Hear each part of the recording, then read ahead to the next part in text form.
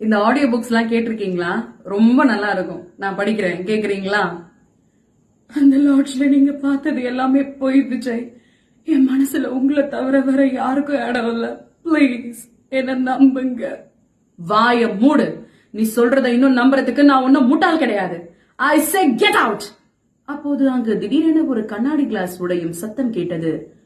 அப்பா, அம்மாவை ஏன் நீங்க திட்டுறீங்க? அம்மா ஏன் அழுறாங்க?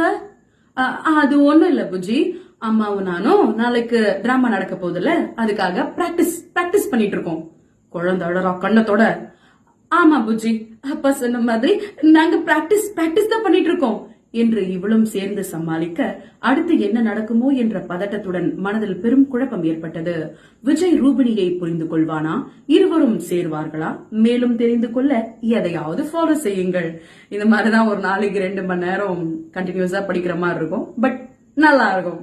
சோ டைம் இருக்கும்போது இந்த ஆடியோ சீரியஸ்லாம் வந்து கேளுங்க. ஓகே.